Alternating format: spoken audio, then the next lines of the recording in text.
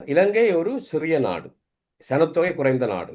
அப்ப நீங்க சொல்ற புலம்பெயர் இலங்கையர்கள் இங்கே வந்து பெருமளவு தொகையை முதலீடு செய்யும் போது, உங்களுக்கு தெரியும் பெரிய கொட்டல்கள் எல்லாம் நிர்மாணிக்கப்பட்ட அந்த கொட்டல் எல்லாம் வருமானம் இல்லாமல் இருக்கிற நிலைமையும் இருக்கின்றது.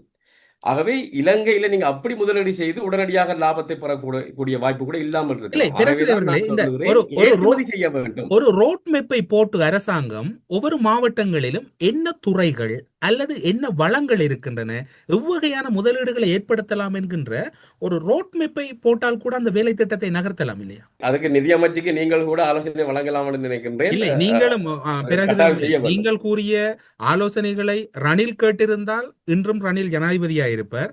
அனுரகுமார திசாநாயக்க வந்த பின்னர் நீங்கள் கூறிக்கொண்டிருக்கிற ஆலோசனையை கேட்டிருந்தால் நானும் நீங்களும் விவாதிக்கின்ற விடயம் ஆக குறைந்தது அசைந்திருக்கும். நிச்சயமா அந்த பிரச்சனையை நான் ஏற்றுக்கொள்கிறேன். அதாவது முதலீடுகள் பாரிய அளவில் வர வேண்டும். அதுக்குரிய வழிமுறைகளை அரசாங்கம் உடனடியாக செய்ய வேண்டும். அதை இலகுபடுத்தி கொடுக்க வேண்டும்.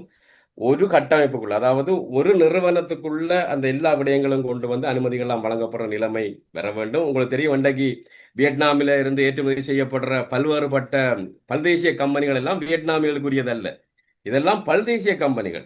அதே மாதிரி தாய்லாந்திலிருந்து வர்ற ஏற்றுமதி செய்யப்படுற பொருட்கள்லாம் தாய்லாந்து நாட்டவருக்குரியதல்ல. இதெல்லாம் பல்தேசிய கம்பெனிகள், அமெரிக்க கம்பெனிகள், ஜப்பானிய கம்பெனிகள். அப்ப நீங்கள் சொல்லுவது இலங்கையர்கள், அது எங்களுக்கு போதாது. அது யானை பசிக்கு சோளப்பொரி தான். மிகப்பெரிய பல்தேசிய கம்பெனிகள் இங்கே வந்து முதலீட்டு ஏற்றுமதி செய்ய இலங்கையில சந்தை வாய்ப்பு இல்லை.